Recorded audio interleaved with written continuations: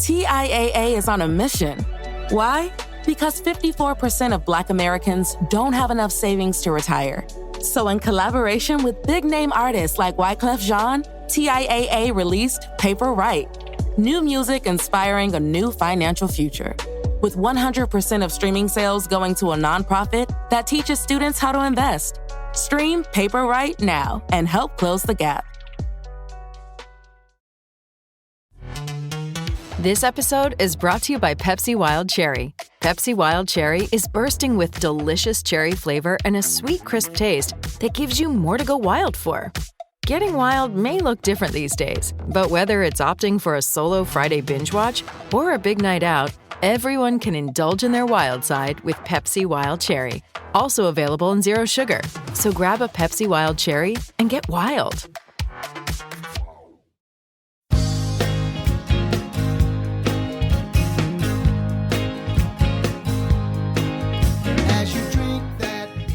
So I'm saying hi to our podcast audience. Hi, everyone. Welcome to the first episode of the Vibecast. Yeah. All right. A podcast celebrating the fun, the music, the fans, and the musicians from the 20-year history of the Philadelphia band Chico's Vibe. Yeah. I'm John Parkinson, and along with producer Matt Kelly, today we're bringing you the heart and soul of Chico's Vibe, the power trio of Chico's Vibe. They're here? I thought that'd be a better name than the mini. You guys go out as the mini vibe. That's true. The power trio. Power Like vibe. that. That's what Dennis Chiquino, John Gephardt, and Ed Mount. We're going to tell some stories as best we can recall at our age, and and peel back the curtain on a little bit on what it's like being part of the band. But mainly, we hope to have lots of laughs and bring you along for a fun ride. Good intro, Yeah. Parky. Thank you. We pause as Dennis pours some champagne. We're celebrating the podcast before we've even begun. But instead of formal introductions, I thought we'd kind of jump into the deep end right away and ask each of you guys, by way of introduction, to reminisce on how you got started playing music, playing musical instrument, boy. and then, if you wish, talk about your first experiences playing in a band. So that, eventually over the course of the podcast, we get to the point of how we became Chico's Vibe. But not today. Today, talking about how you got started in music, what your influences were, and if you have memories of the first band you were in. Yeah, sure. So Dennis is going first. I'm the oldest. Okay. Is anybody else even in their 60s here? No, I'm 50. I'm 58. I'm 32. I'll be 54. I'm 54. I'll be 55. Do you want my IMDb age or my real age? Right. From when I was a little kid, 4 or 5 years old, I had one of those box phonographs. Yeah, I remember that. I am old enough to They remember put that. one up, and I had like 3 or 4 records. I had Alley-oop, boop. Oh, God. Yeah. Boop, boop. I had that on a 45. In the words of Joe Frazier, we're going way back. Way back. Cheek. I had that. I had Come On, Baby, Let the Good Times Roll. Oh, yeah. Come on, baby. Anyway, some of I was digging music. I'm liking all my little things. And then it happened. I saw the Beatles on the Ed Sullivan Show. Yeah. Well, not live. I wasn't at the Ed Sullivan No, Show. but I'm on TV. Yeah. I watched it on TV. Wait, you had a TV? Yeah, we actually had one. Wow. Damn. All right. It was about as big as this glass right here, but Anyway, there they were. Oh, and, wait, this is awesome. and that was it for me. I told my dad the next day, I said, Dad, I want to take guitar lessons. So Ed Sullivan would have been a Sunday night. I would have told my dad on Monday, probably when he came home from work. Sometime during that week, he took me up to Medley Music, which at the time was in Ardmore. Remember the little Medley? Right on Lancaster Avenue. Before they moved to Bryn Mawr. You got a guitar teacher, got a little guitar that was like, the size of that bottle for a little kid. And I believe that Chuck Anderson was my teacher. Now, he became like a really famous teacher. Mike Cimbello learned, studied with him, all kind of guys. But I would probably have been one of his first students. He might have been a teenager at the time. Who knows? But that's how I got started playing music. And I love music. That's how I got started playing. How old were you when you started? That would have been 8 years old. Okay. for my first guitar lesson. I was 8 years old. And I was expecting to like go in, and the guy was going to, as soon as I would take a lesson, I'd be able to play like the Beatles. I was going to be able to play She Loves You, yeah. Well, I didn't know I had to do like ding, ding, ding, or look at the notes and read the music, and I'm totally discouraged. Completely discouraged. But I stuck with it for a little while, and I quit, and I went back, did all that thing for years. My first band experience, that's tough. I don't even know. I'll tell you who it was with. It was with Michael Cimbello. No way. Your first band. Wait a minute now. Like we were probably 10 or 11 now. Tony Bennett. David Kincaid. Mike Cimbello, David Kincaid. It wasn't Reuben Kincaid, was it? It wasn't Reuben, it was David. Okay, that's a Partridge Family reference right there. Oh, I remember that guy, Reuben Kincaid. They called, his nickname was Wimple. All the Kincaids were Wimple from their dad. Yes. Neighborhood kids. And Richie Blanche. Well, none of us played anything except Cimbello. Because his brother, Johnny, who's older than Michael by, I think, 8 years, he was an excellent guitarist, and he played background guitar and background vocals in a lot of songs you hear on the radio, like the Steelers Wheel song. Oh, excellent. Well, I don't know why I came here tonight. So Johnny was like already accomplished. He taught Michael. So we're up in my porch at where I grew up. I got my little guitar. I don't know how to play anything yet. There's a piano in the porch that maybe 17 of the keys didn't even work. It was like an old piece of junk. Everything was out of tune. Richie Balancia had bongos, and I don't even know what Kincaid did. I can't remember. But I said, let's start a band.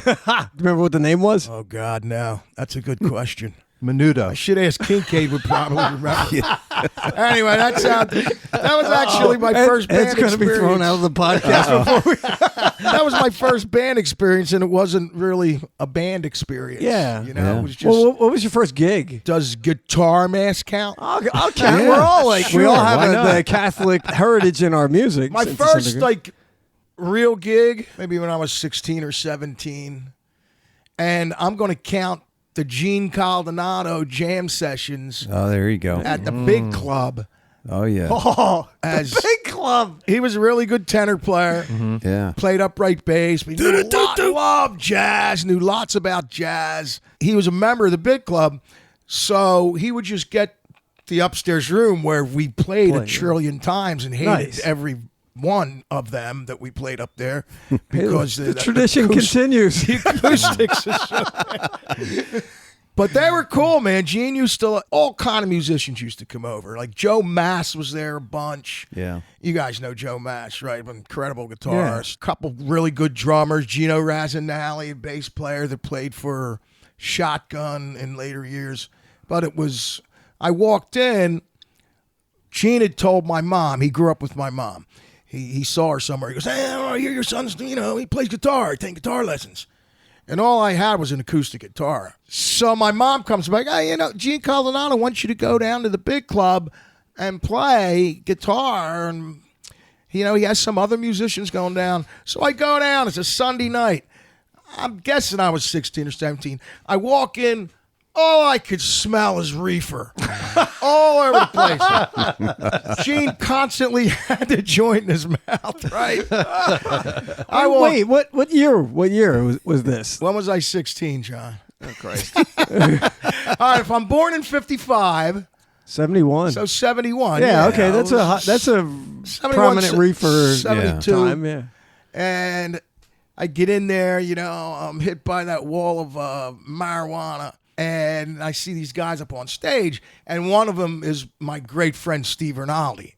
Get in there, and here I got my acoustic guitar, and like, what am I going to do with this thing?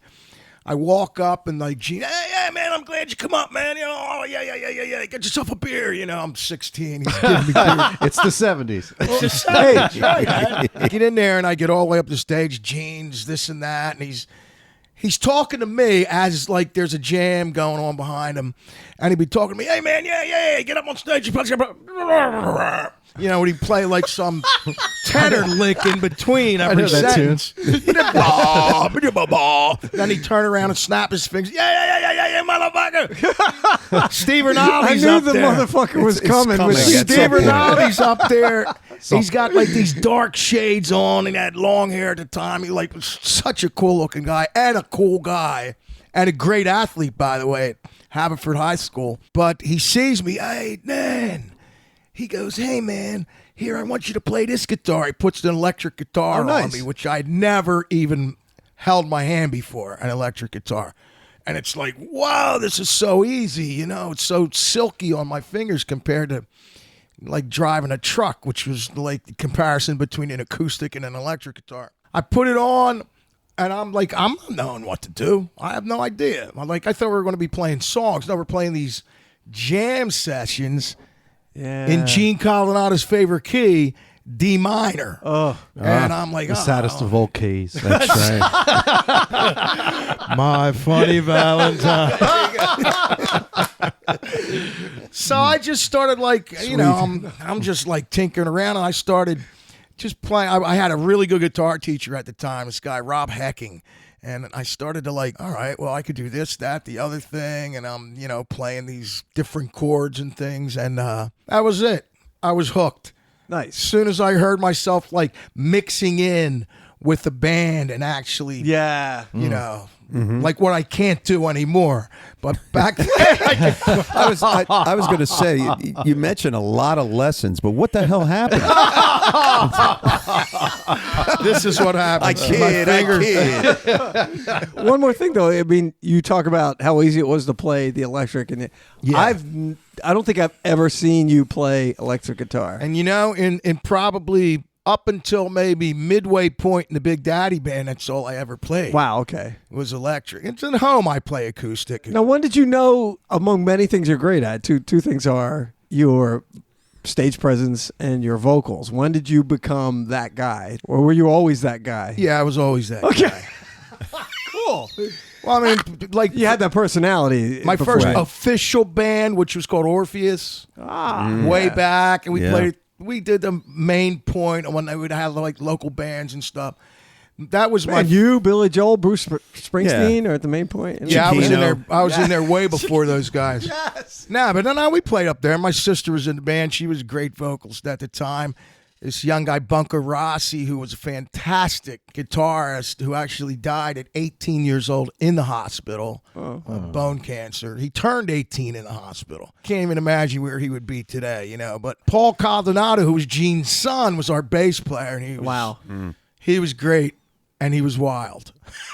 And Dom Durbano on drums. Excellent. That's where I was front guy, lead singer.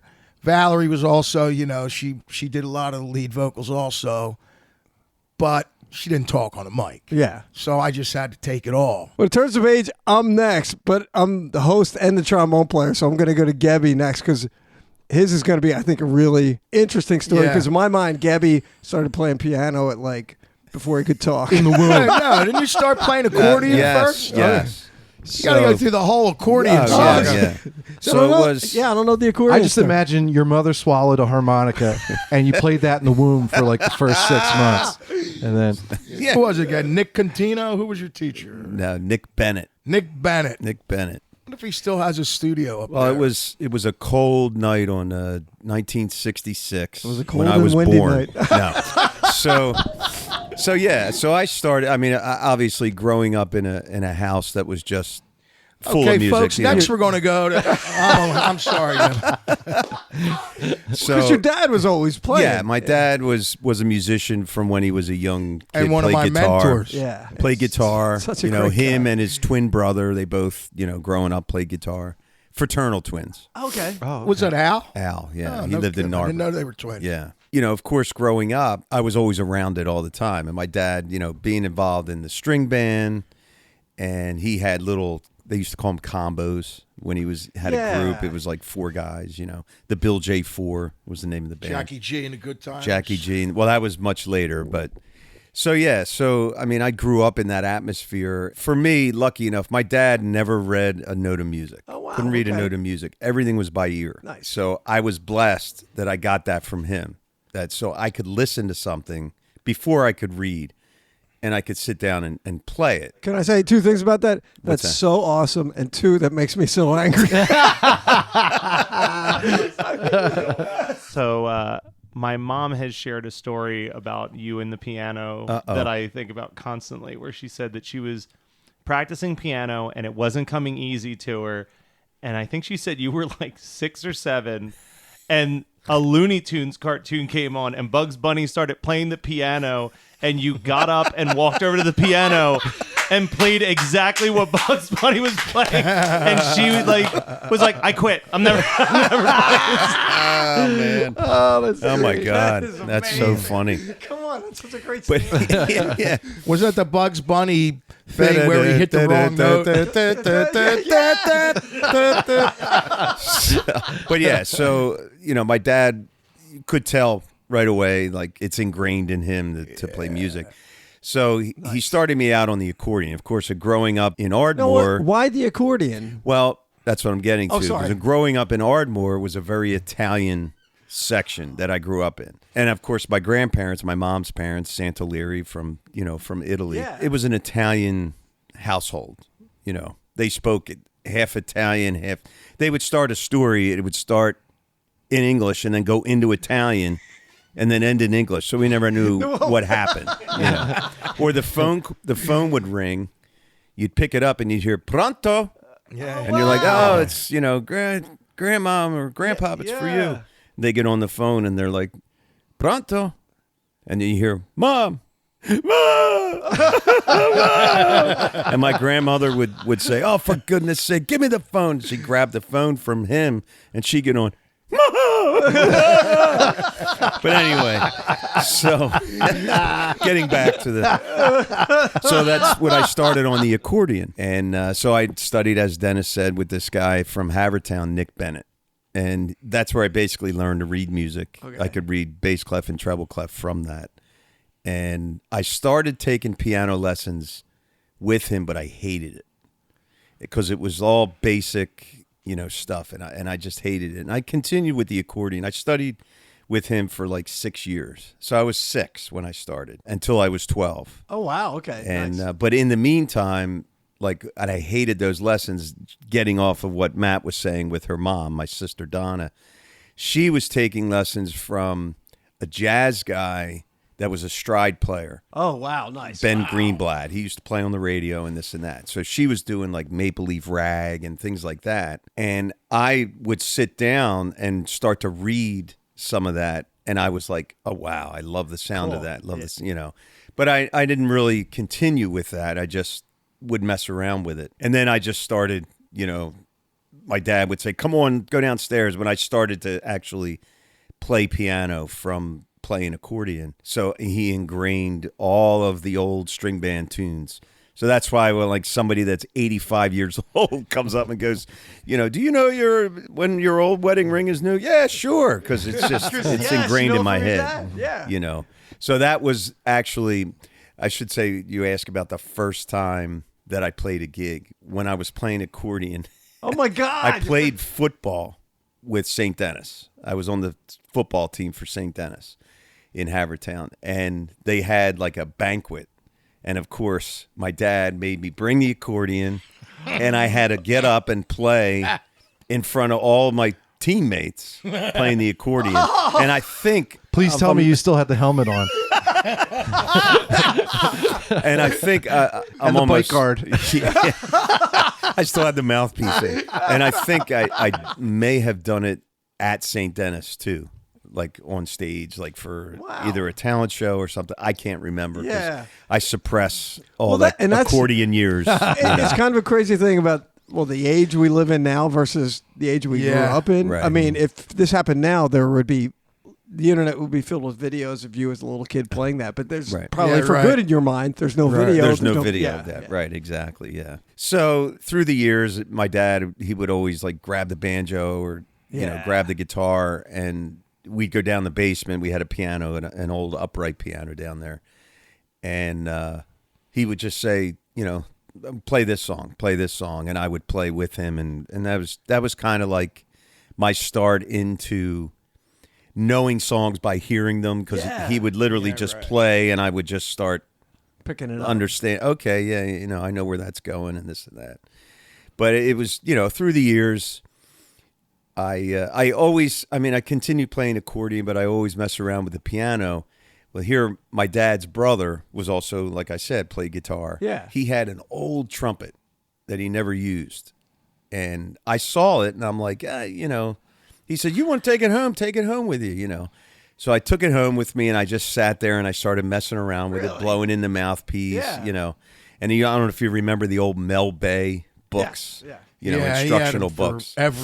So I went out, and every instrument. my dad got me a Mel Bay book for trumpet. Now, I was probably my early teens, maybe 13, something like that. I'm trying to think, because how old would you be? You going into freshman year in high school? Yeah, you're 13. Mm-hmm. All right, so I might have been like 12, something like that. So I started messing around with the trumpet. And do you remember Master Colas, right? Lived down on Hathaway. Lou, the barber, Lou. Chainsaw Louie. His son, Lou, was a really good trumpet player. He started giving me lessons. So I was playing, and I got good enough that when I went to high school, I went in playing trumpet. Oh my God! And I played. I did not know this. Yeah, I played. Dude, you could have subbed for us this whole time.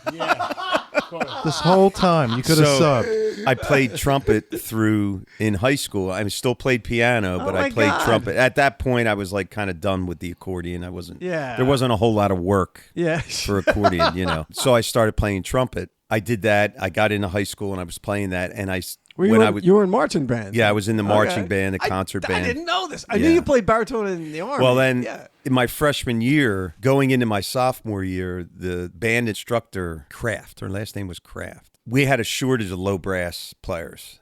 So I think there was only maybe 2 or 3 trombone players. And I guess she could tell that I was like fluent enough that if she gave me a baritone horn, I could do it. Yeah.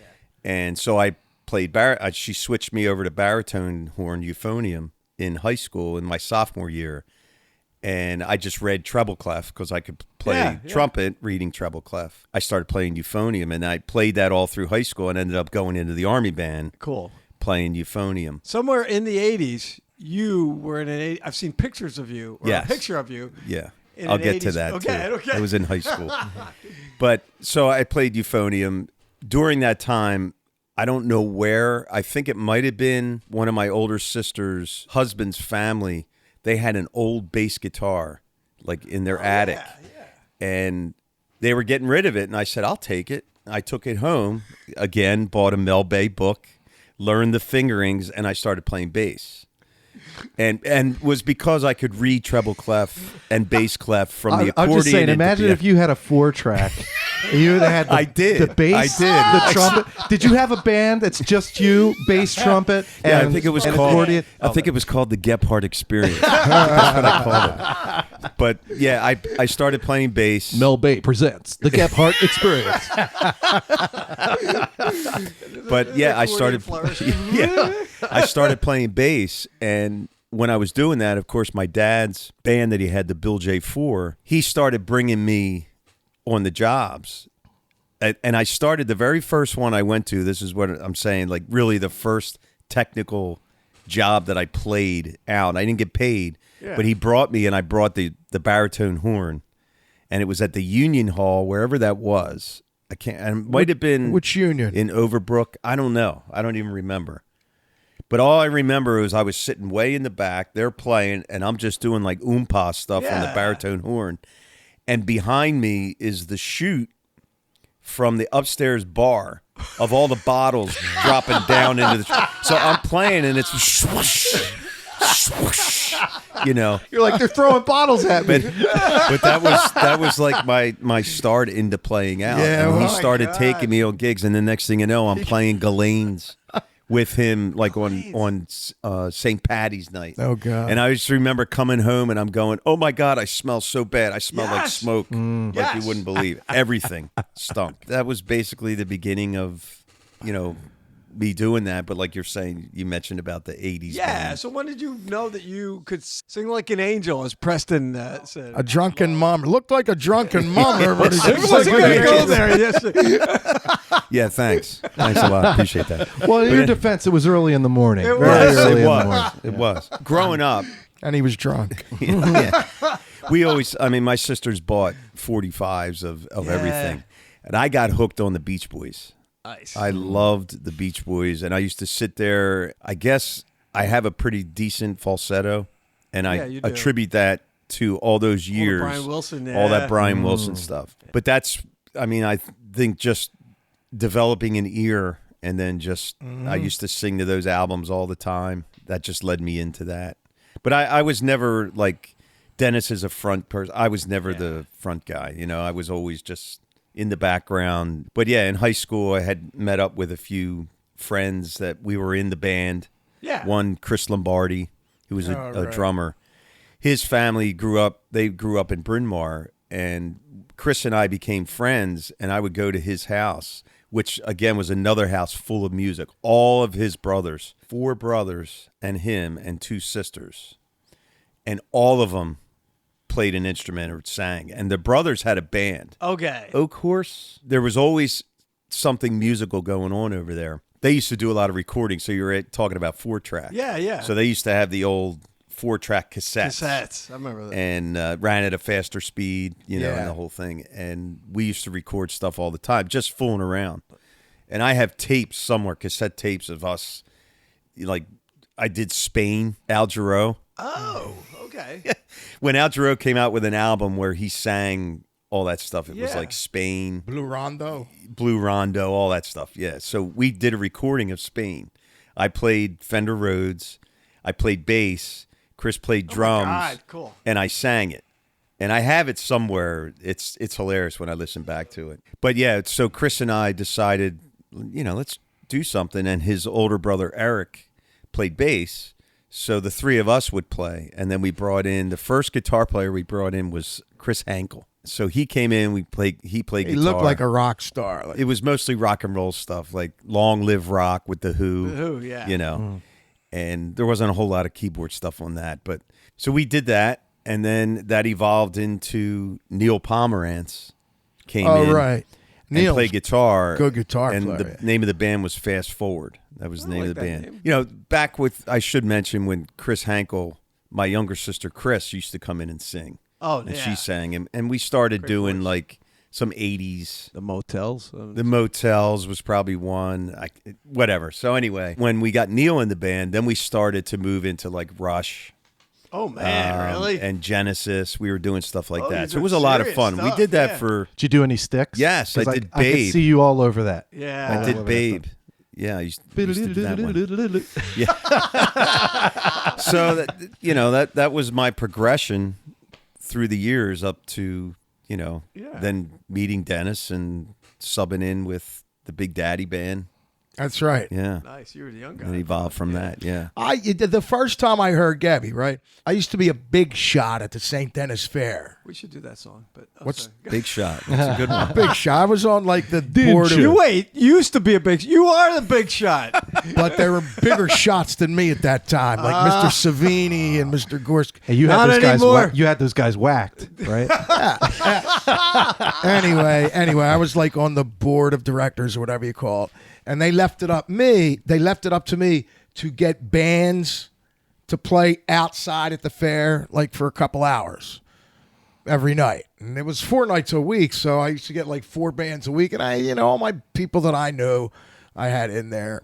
And I guess it was who was Easy Access? It was Amadio. Dashboard Teddy. Was that who it was? Yeah, it was Dave Amadio, my cousin Al, Yeah. and Chris Lombardi. Well, I didn't even know you And were in me. the band. I think I Yeah. knew Amadio. I knew somebody. I don't know. Or maybe they got in touch with me. Hey, we'd love to come up there and play. So, you know, I gave them a night. They're playing. And I see this nitwit over here. He's like, like I remember him like as the kid from down the block. You know, I never even heard him play or anything like that. I knew his dad because his dad, like I said, was a mentor of mine. But he's back there playing keyboards and like he's got this freaking awesome voice. You I'm know what? like, And I remember, you know what song it was? What? I saw her standing there. oh my God, really? Yeah, that was No the song. shit. Yeah. I think it was more than one song I heard you say. Well, that was the song I remember seeing. I just told Matt about this earlier before you guys got here. I remember you coming up, and I was doing that song. There might have been other ones that I was doing. You were too. singing Spanish Eyes. Probably. Yes. Under the boardwalk. I'm back. I remember going up to him saying, and I knew he was John Gephardt. I just didn't know him well, you know. But I knew Donna much better and Margie. They were older. I said, how did I miss out on you? Yeah. And like, Gabby, you know, me young, I'm older and this, that. All he did was like smile, like, I said, I can't believe I missed out. And the next thing I know is Rob DeVitis is coming to me and said, oh, you know that guy, John Gephardt? He said, you know, anytime we need him to fill in, we had Mindy Kahn in the band at that Mindy time. was Anytime pretty you good. need him, Yeah. you know, so we did one night. I think he came up a bar up in Westchester. Westchester, yeah. Nice. And that was kind of the beginnings of You the too. two of Yeah. us. And it's over now. Chico Yeah. and Gabby Yeah. are split up, you know. Yeah. I remember the first time I met you was at it was like maybe 1991 or 2. It was a Chameleon. Yeah. Chameleon needed a keyboard player. Right. And so we were a Chicago band, but Yes. we didn't have a keyboard player. And so John Brusco would play Color My World on guitar. On guitar, And he came yeah. in and somebody's like, can you play Saturday in the Park? And he's like, yeah, sure. And he starts to play and we're all like, You know that was through Brian Newcomb from the- which connected me with the Army band. Yes, I was yeah. in the Army band with him. And then it was like, can you do Color My World? And he starts to do it and Brusco goes, you're in! Yeah, because John he used to have to play the guitar part on or play the piano part on his guitar. Oh, jeez. He hated it. But yeah, I mean that's That's good stuff. pretty much my Yeah. upbringing. Yeah, and I never knew the story. How about you guys? Now we're going to transition to the horn section and Gabby, you the ready? red. You ready to go? Yeah, that's good. Yeah, it's a shame, folks, but we're out of time, so we'll have to tune in. No, I'm going to go to the. We're moving to the horn section and the non-Ardmore. We're leaving Ardmore and going to South Philadelphia, Oh, that's cool. South Philly's cool. Hey, yo. and we're getting the story of the young Irish Eddie Mount. Forget about Didn't it. even know he was going to be the Red Rocker. Or the, or the Irish assassin. That's right. That makes Matt Gallagher so happy. Oh, the Irish assassin. Well, I grew up in South Philly in St. Monica's Parish because that's how you identify where you Yes. live. Where That's your parish exactly is. right. Yeah. So by the time I was in 4th grade, my mother is first generation. Her parents were both immigrants. And they didn't have a lot of money. And something she always felt that she missed out on was a musical instrument. So the big thing was going to be that her children would have that opportunity. And my older sister started out with piano and moved to clarinet. So they kind of sat me down because I was a very nervous kid, very shy. And they said, What? Yeah. They hard to sat me believe. down and they said, you're not very athletic. So you need to join an after school activity. And we want you to start to take music lessons. So I started with 1 year of piano just to learn. Did you? Nice. Yeah, just to learn the how to read. And then it was almost like immediately, okay, you're going to be in concert band next year. Where do you want to play? And I was actually interested in the trumpet at first. And they had plenty of trumpet players. So the nun, whose name was Sister Thomas, What kind of nuns, Ed? Immaculate Heart of Mary, nice. IHMC. They knew their music. Oh yeah. So she said, "How about the saxophone? We only have one in the band." They started you on saxophone? Started me on You saxophone, Lucky yeah. bum. Because, like, as a band nerd, they tended to start you on clarinet, which Clarinet, just saps yeah. the That's what I life was out of thinking. you. You know, they had plenty of clarinets, and maybe part of that was because my sister was 2 years ahead of me, and she was already in the band on clarinet. I go to have my lesson, and I open the case upside down, and the horn falls on the floor. It's not even mine. It's the school rentals, the school's horn. So the nun is like all shaken. And then she puts the reed, which I've since learned is you really have to get the reed soaked and get everything ready. And she just put this like dry piece of wooden bark on the mouthpiece, and I couldn't get a sound. And I'm thinking, like in the cartoons, all you do is blow. You go, Yes! and she's going, no, you got to go pith, pith, pith. And I'm going, and she goes, and she's getting a little impatient with me. Yeah. And she's like, pith, pith, I leave the lesson crying. I go home and I go, Mom, I'm not going back. You can't make me go back. I don't want to do it. You made me do it. I'm not going to do it. And she did one of those things where she didn't talk back, and she just kind of let me explode. And apparently the nun called her and said, I just want to let you know, we had a difficult lesson. It did not go well, and I feel he may have left very discouraged. So if you could, she goes, I want you to go back. I want you to try it again and all that. So I went back, and I was able to get a sound out of it. And the nun was a lot more, she ended up being a wonderful music teacher, Sister Thomas. And years later, I played for her. Villa Maria. Yes. Villa. Yeah. I ended up playing a show there for her years later, and went into her room where she was bedridden and played for her. And she was like, I remembered you. You were Get that. out! She was like, so I started playing in the concert band, and I remember the first song we did that sounded like the song was the Stray Cat Strut. Oh my goodness. And I had this part. Ba-bum, bum, bum, bum, ba-bum, bum, bum. And I said, I've got cat class and I've got cat style. I know what that is. Right. Because everything was always like a whole note. You'd be like, bum, ba, da, da, bum. My part would be, and my dad would be like, what was that?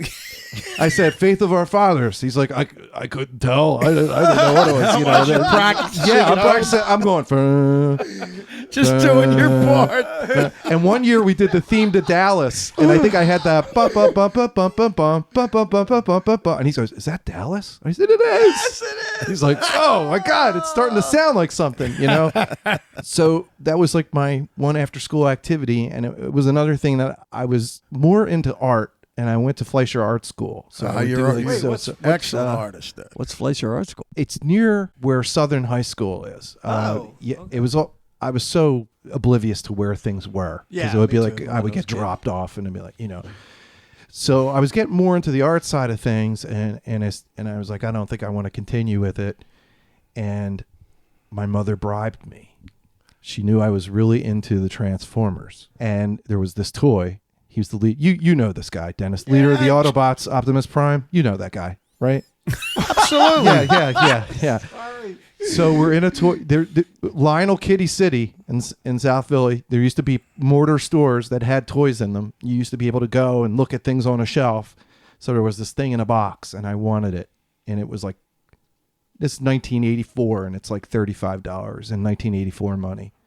And I said, "Oh, wow." She goes, "If you stay in band, I'll get you that." Look at that. Mm-hmm. And I was like, "You will?" She said, "Yeah, I'll get it for you." So she bought me Optimus Prime.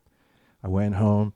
I stayed in band. You were true to your word. And by freshman year, that's when I started to meet guys that played in Quaker City String Band and Fralinger String Band. Oh, and that's so you guys obvious. know Matt Chaplinsky. He's sat in. I heard Matt Chaplinsky play the Phil Wood solo from Just the Way You Are, and it sounded just like it. Whoa. And I was blown away. And there was this other guy who was my same year, named Kenny Nowinski, still plays in Fralinger. He blew me away with his sound and how good he was. And being around those guys made me really want to start to work on it. That's because good. Yeah. And so then I started taking private lessons with a guy named Herbie Smith, who for years was the musical director of Fralinger. He would do all of their arrangements and everything. He's sort of like the local Jedi master. You go in his basement, there's the saxophones hanging from the ceilings, and he does repair. He does, and he has all this great technical books and everything, and he just put me on the path of. Nice. Hey, not to divert you, but Yeah. the gig where the guy fell over the monitor and crushed your saxophone, is that who you took it to? Or It was. Yeah, okay. It was. Yeah. And it's funny. He said, another Chico's Vibe accident. You know, because I don't want to put him on the spot, but like he's sort of semi-retired, but he makes an exception. He'll be like, yeah, Eddie, come on. He's got this really soft. Yeah, Eddie, come on over. Come on. And he looked at it and he went, ooh. Yes, because I thought I recall seeing it as flat. Flat, yeah, pretty much. I screamed at that guy. I said, don't do that. I can't play. And then we ran into that guy at another gig. And he was at another wedding. I said, you stay away from me. So I really have to say it was playing in high school is where I really started to get serious with it and like really care about doing it and realizing that like what practice does. Yeah. It's not fun. It's a drag. But if you do it the right way, and I've just always been lucky even today. Like I feel like I'm always with high class musicians. Like I'm always around good players. And I'm always like, when are they going to figure me out? Oh, I'm the same. I'm like, when are they going to figure out I'm not supposed to be here? Yeah. You know, that's always like my, you know. Me, I'm like, Ed's figured out already. I'm not supposed to be here. But he likes me. So 2 friends of mine that were in the South Philly string band, I joined South Philly, and it became a father-son thing. Like my dad and I didn't really have something that we did together because he was a football referee official for college football. I don't even know I know that's the ball that's shaped like the oval. Right. You know? Exactly. And so Big skin. He took me to be a ball boy one time at a game. I didn't know what was going on and all this kind of stuff. So we finally had this like he started taking up the banjo, and it became this father-son thing. We were in the string band together. Oh, and I met this guy named Bill McKay, and Bill McKay and his cousin Chris Smith had a band called Ambush. Oh. And they were really heavy, but they were thinking about transitioning and becoming like a Billy Joel type band. So they auditioned me, and they changed their name to The Works from Ambush. We were only Ambush for one gig. Works? Yeah. Like LSD or heroin? Oh, no. We were thinking like a pizza. A pizza with The Works. Where the hell are you going? The Works. That's what all like, the paraphernalia that heroin addicts. I never knew this till now. Look at it. You learn all kinds of things on the Vibecast. They put the thing on the arm and hold it. My drug problem wasn't until later. So at this point, I was Chico's Vibe does not contain drug use. At that point, I think it was Iced Tea and Twizzlers were my problem. But we would play, and I told you that there was one wedding we did where a guy, Bobby Burgess, he was the first guy that ever hired me to do a gig. We played his daughter's high school graduation. All right. And I think we had 8 songs. And one of them was called The Jazz Thing. It was like it was like Jazz Odyssey. It was just like this 20-minute jam that we just did. And everything else were Billy Joel tunes. Wow. Perfect for the daughter's graduation, the 20-minute jazz jam. But the funny thing was, he was the first gig I ever did That's he cool. paid me money. And here we are years later. Do you remember how much you got paid? It was $25. Yeah. It's not bad. For the whole band? For 8 songs. For 8 songs, I made $25. For the whole band or just you? I made $25. Okay. Maybe he paid the other guys more. I don't know. But the funny thing was, we played a wedding, and his son was in the bridal party. He was somehow connected with the bride, and I saw him there, and he was just. But he sang a song. He went on stage and sang a song with us. He had a really good voice. He was a piano player that played tenor sax in South Philly. I like how you had that. He was really good when he said he sang a song, because anytime you say he was on stage and he sang a song, I immediately go think, oh boy. I have to thank my parents because they were real supportive. Like when I took a serious interest with it, my father got me a good saxophone and like my mom and dad. That's nice. Yeah, it wasn't like I was doing a paper route so I could buy. I mean, I was pretty spoiled. They were like, you need better gear. You need this. You know? And then they would get That's really they were cool. probably just happy I was out of the house. Not playing with my Transformers in the basement. I just bought all used stuff from family members that were in the attic. Yeah, I had a Bundy too. I remember that it had like a new car smell and everything.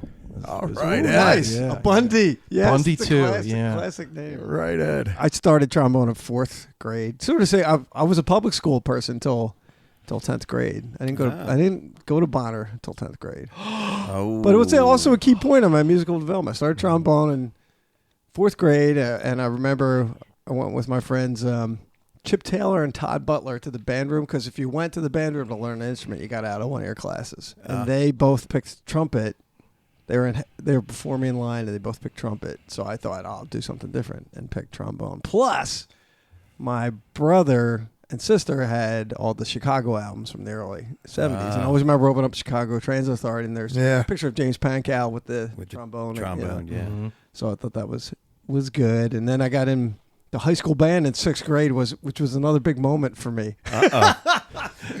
But as you're talking about remembering a song, I remember I was in the Collingdale Halloween Parade playing third trombone in the high school band, and we did Make Me Smile. And my part was boom, boom, boom, boom, boom, boom, boom, boom, boom, boom. The Now I Need You. Yeah, I thought that was the coolest thing. Are you still playing that part? Yes! Takes him right back every So time. the Make Me Smile is still my favorite song. Yeah, I wonder why he marched around the floor when he would play that. With a Halloween costume on. Yeah. It It was made like- no sense. Yeah. Parky, what are you doing? trombone's not. I always liked playing trombone, but it's not a glamour instrument. But I think I wouldn't be in a band. Like I wouldn't be in Chico's Vibe if I wasn't playing trombone, because there just aren't that many trombone players. I out there. disagree, because you have a great voice too. Yeah, and you're great on the stage. Oh my God. See, thank People you. love you. Yeah. That's my background in musical theater, Dennis. Well, that's very good. You're using it well. It's perfect. And when you're not on a gig, people are like, "You miss your friend, don't you?" They Yes! come up to me. I get a little mad at Parky over the years. He doesn't even know it.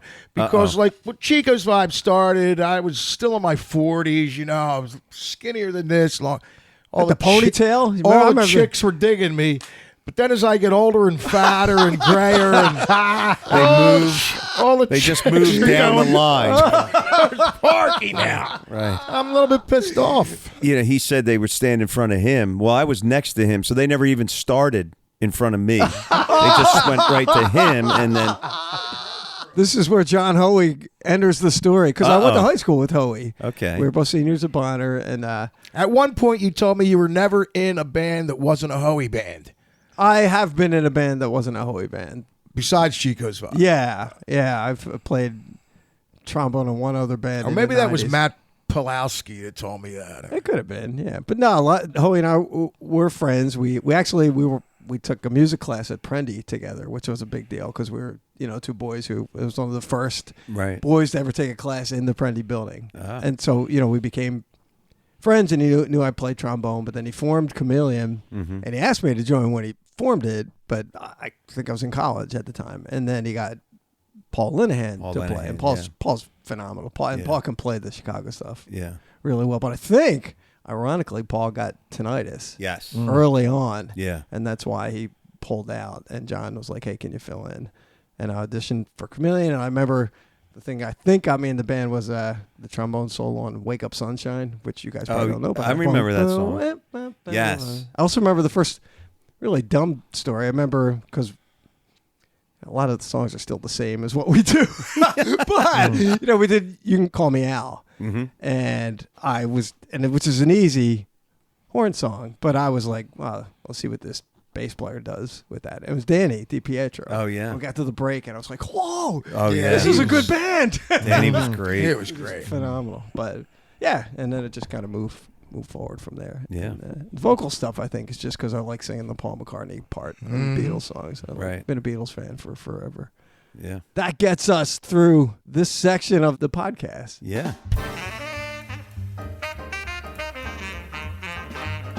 Hey everybody, producer Matt interrupting the show real quick to make a few quick show announcements. If you want to go check out Chico's Vibe, here's a couple dates in the coming months where you can see them. First off is on September 3rd at Valley Beach VF Casino. That is in Valley Forge, Pennsylvania. They're playing from 9 until 12:30 p.m. September 5th, Keenan's Irish Pub. That's from 6 p.m. to 10 p.m.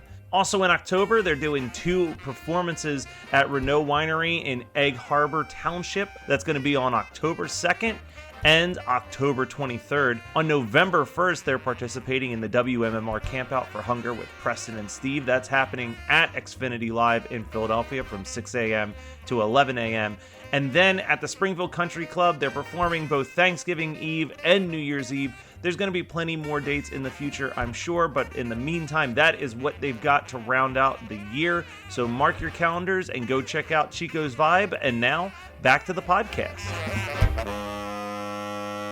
All right. Well, in what just might become a recurring feature of the podcast, I want to try something where I anticipate calling stories from the set list. Unless that doesn't work. So I'm going to name a song that we cover. I'll give a brief history of the original song itself for context, and then we'll have an open discussion about the Chico's Vibe history of the song, and we'll just see where the conversation leads. All right. So I'm starting with an easy, probably obvious one. For those, our listeners, if you've seen Chico's Vibe and you've made it to the end of one of our gigs, you've seen us do, in all likelihood, silly love songs. It's our traditional closer.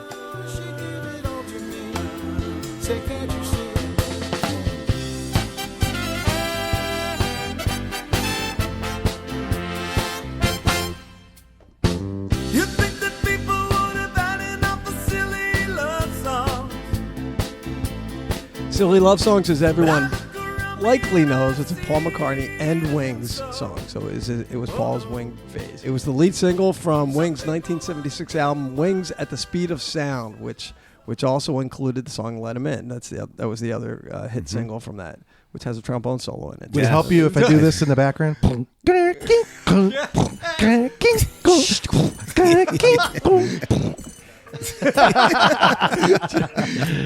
The song peaked at number 1 on the Billboard Hot 100 for the week of May 22nd, 1976, spending 5 weeks at the top spot.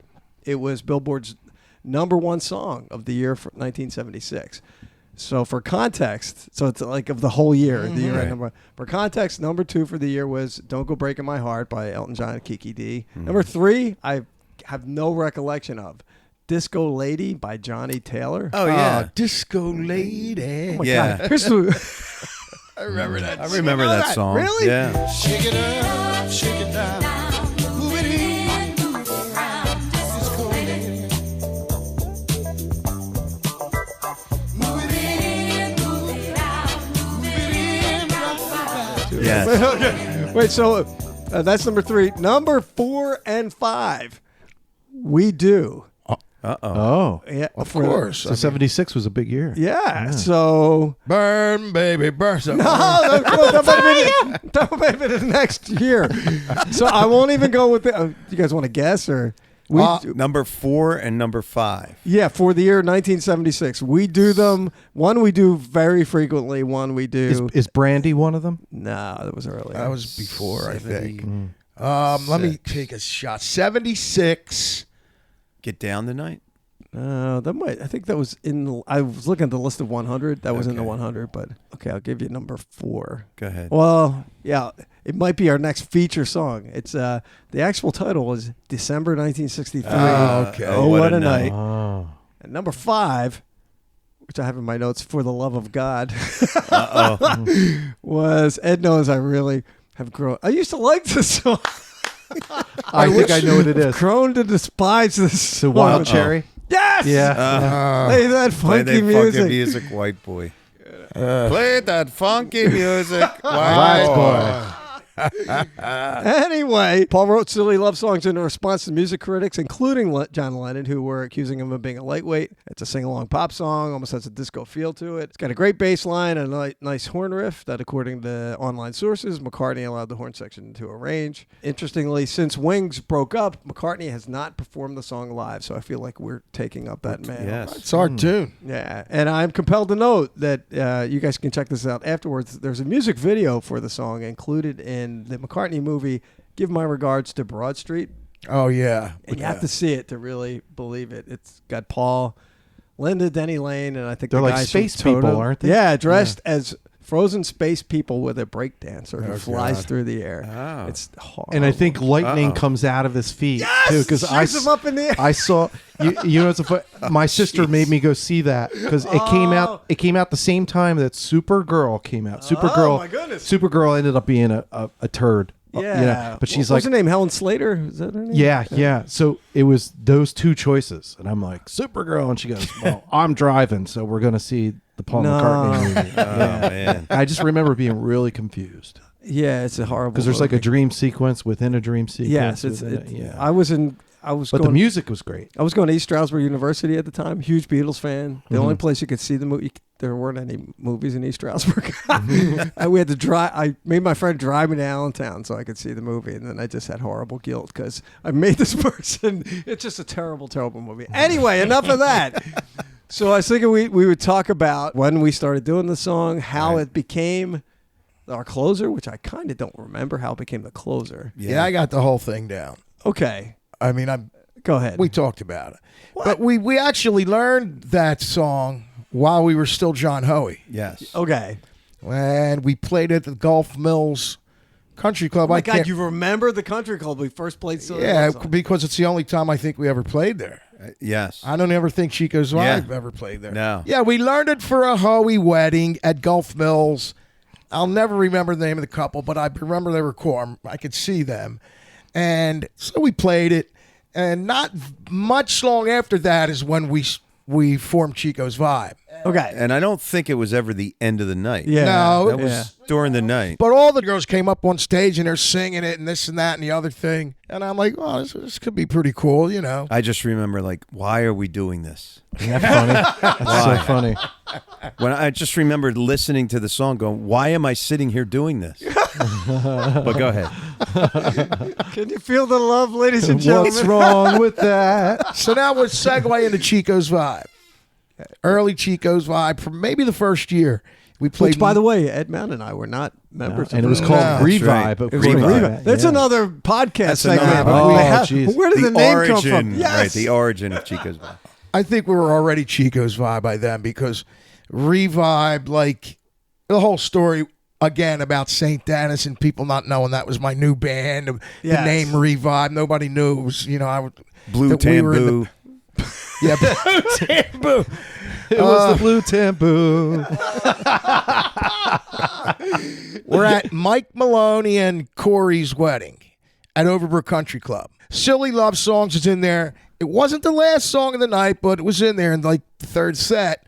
And the Horns just took it upon themselves to go out, grab chairs, stand up Stand on on them the and play. chairs. Yeah. I don't know if you Oh my guys. God. I don't know. Nah, if you that had guys, to be us in this year. It had to it be had- you yeah. two guys Yeah, by yeah. then. No, yeah. because it wasn't the other guys. They Yeah. would have never done They that. would have never done that. Yeah. no. That sounds like an Ed Mount idea. Can't remember. I'll take full credit. Okay. It does. It doesn't sound like a Matt Gallagher idea. No, it's definitely not a Matt Gallagher idea because I can hear Matt when you say that complaining.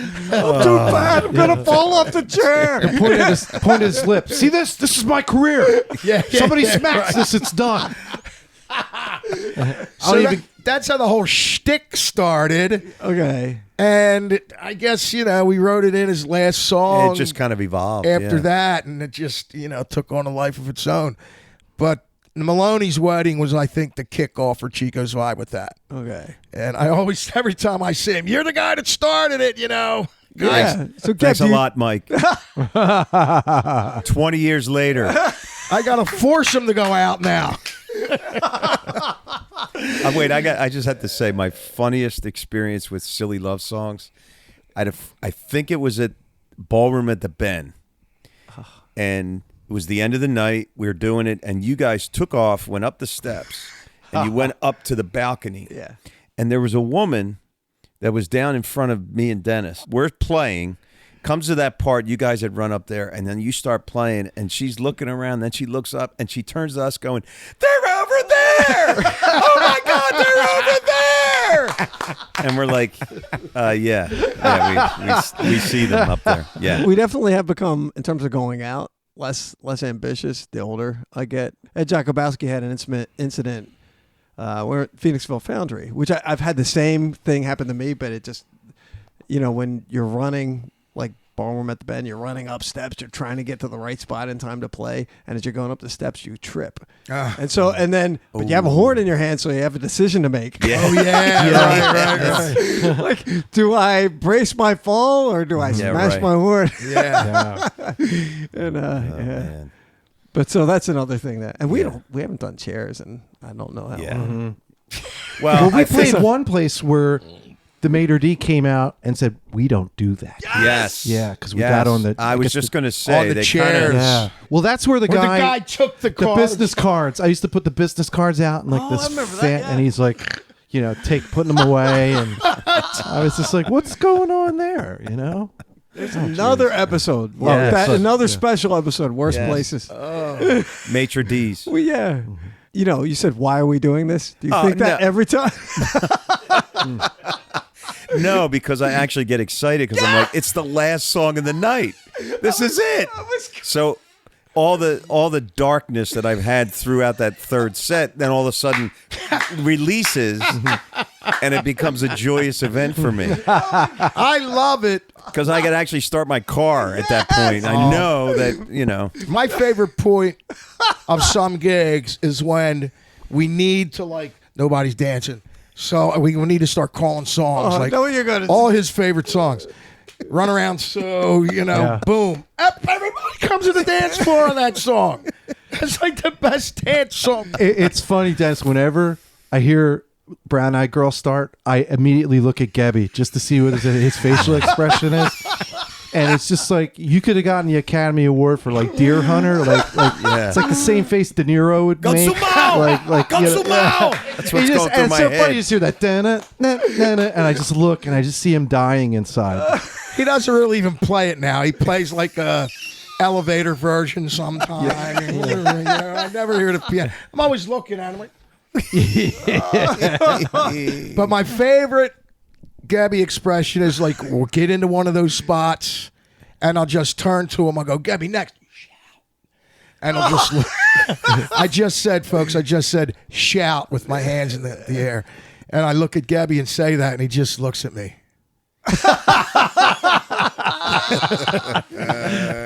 I know what you did, Fredo. That's right. Yeah. I knew it was you. I know it was you. You broke my heart. No, I agree with you. But still, it's almost Pavlovian. You get this feeling when you.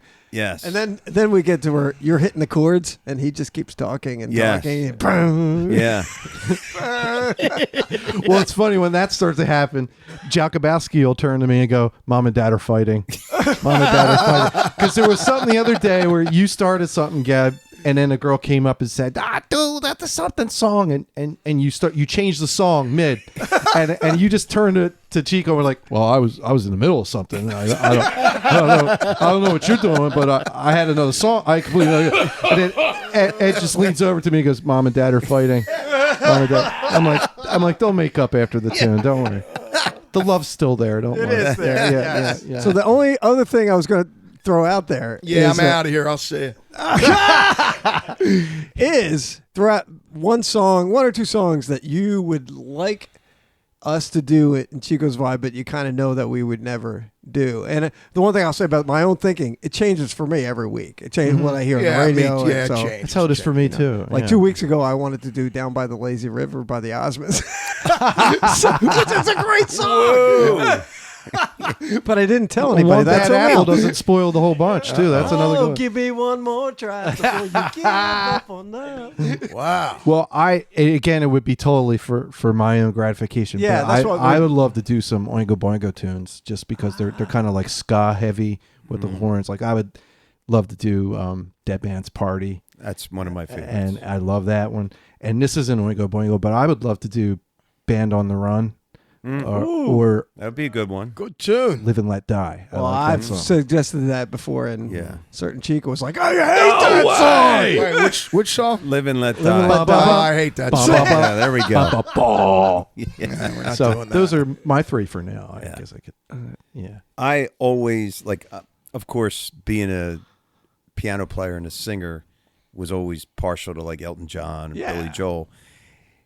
I always wanted to do Ballad of Billy the Kid. Yes, I love that too. I mean, it's just a great song. There's so many sections to it, but nobody's going to dance to it. You know what I mean? So that would be that. And then the other one, which I want to do, is Aerosmith. Dream On. Dream On. Yeah. Yes. I just think, people like that song, and, Yeah.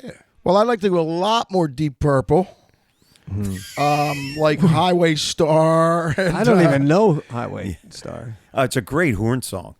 It's a great horn song. I feel like he's putting us on. I feel like he's putting us on. Yeah. I'm only kidding. I love Deep Purple, but I know it's not Chico's vibe material. And that is why you called Chico's Revenge, so that it was. That's all It was tunes that you wanna specifically do? anti-vibe. So Yeah. Well, yes. okay. People could ask for Chico's vibe songs, and I could refuse to do them. It was like the favorite part of it.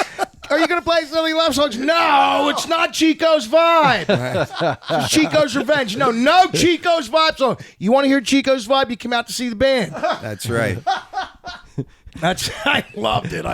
Next week, there's going to be a Gebby's Revenge band. Yeah. It's just like, oh, there we go. Wait, what was that Nickelodeon show? We had to play the theme. Hey, dude. Hey, dude. Do what? We had to play the theme to Hey, dude. And you even did the voiceover next week on Hey Dude when they get on because the recording that the couple gave us It had that at the end of the song. It's just like on Fox 29 next week. Watch as the gang gets into this other. All right, well, I would like to. There's a couple things from. I don't think there's any horns in them, but you guys will like it for vocals. A couple things on Deja Vu album, Crosby, Stills, Nash and Young. I love Carry On. That song blows me away. That's great. And then the rocker on that album is Woodstock, the Joni Mitchell song that they did, which I just freaking love. Well, I've been into those. Like, I've been into listening like this Crosby, Stills, Nash and Young for about a year now. And you gave me a Manassas album for my birthday. Like, that's Stephen Stills, of course, but that stuff is so good. The thing I like singing best in Chico's vibe. Yeah. You made me so. Is this fair. true? I like it. True. I love because it's right in my range as long as Gebby gets me to my range. Beginning of the song, I'm going to be here. You're like Jamie Aebersold, B flat tuning note. I'd have to say, a 1, 2, 3, 4. I'd have to say in his defense, the beginning of that song, pretty much all you hear in the in-ear monitors is. Yeah, that's pretty. And he's got some kind of distortion on his keyboard. Well, it's the Hammond organ, so I'm playing the bass note, but the drummer, Brian, of course, is rolling on the floor tom. So all you hear is. I try to cue myself off your trombone a lot. Yeah. Like I'll take this thing off, and sometimes it works, sometimes it doesn't. That's a great. But I love singing that song. Well, he's usually not playing because he's got his flask. So he's not playing that I intro. haven't brought the flask in years. Monica's bringing up him and Ed a shot of so Jameson. he's completely in the dark. I don't know what you guys are talking about. So like with Crosby, Stills, and that song, I always thought we'd be good at, except now. So I would be singing the Nash, the high part, helplessly hoping. Oh, but I don't think I can sing it anymore. The high part. Yeah. So, but Yadish would be nice on that if he could. Yeah. I mean, he's a great finger picking guitarist, John. Yes, he is. Mm-hmm. Little story about Yadish, maybe to close, and then you could do your closing remarks, I guess. I don't even have any closing remarks. So do you guys know how Yadish was discovered? Yeah, by Karen Chorney. Well, no, she had nothing to do with it. She had a little bit to do with it. No, they went to school together at Temple. Howie asked me if I wanted to go see Karen's recital at Temple. Oh, like wait, when you made it seem like Karen didn't have anything she to do. didn't have anything to do with it. All I did was go to her recital. Howie that's said, how "Let's it started." And Yadish was parking cars at the Anyway, recital? yes, exactly. No, he was buying. He says, "Yo, do you validate these?" So at that time, we were losing Dan Spolin. Dan Spolin as guitar player in Hoey. And Danny was really good. You know that. So we go down, me and Hoey. They were doing a lot of Latin stuff, and they were doing this and that. And like Yadish is playing all these different styles. He's on like the classical guitar, and he's like kind of flamenco, and then finger picking, and he's on electric, and he's doing this and that and the other thing. And I'm like, Hoey, let's get this guy. Listen, he like knows all these styles. I mean, he'd be great. So Hoey asked him. Yadish said yeah. and he took over it like the last couple years of the John Hoey band. And then when we decided to leave, and we left him stranded, Parkinson stranded. Yeah. Well, John stopped me. I think it was one of the last jobs that we played with Hoey, and John came up to me in the parking lot and said, I can sense you guys are doing something. Oh my God! And if you are, I want in. Yeah, I got busted by Yadish because I said, "You want to see my Yadish impression?" And I went to this pitcher of water with a handle, and I just held the cup up to the edge of the pitcher, just waiting for the water to come out. So Parky busts out laughing, and Gallagher, and then I turn around and he's right there. He goes, "I don't particularly think that was funny." Oh no. It was like wah wah wah. Oh, jeez. Well, I feel like I learned a lot about you guys that I didn't even know about. Oh. Okay, so anyway, folks, look for us with our new singer, Tiffany. Yes. The Chico's Vibe, I Think They're Alone Now tour. All right, folks, thanks for listening. If there's anybody listening besides... yeah, we're going to rack up those numbers. Yeah. Oh, I'm going to pump it up big. Yeah. And then our feedback will be, you guys talk too much. Yeah, No, right. it's a podcast. We're supposed to be talking. You guys want to pick a song for our next, like the stories from the set list? What song do you want to sing? Sing right now? No, stories What song from do you the want to talk set about list. for our next podcast? For the next podcast. Scenes. Scenes from time. Oh, Okay. boy. Yeah. Okay. All right. Yeah, I remember when we first did that. So, yes. Thank you. Be safe, everyone. Yeah.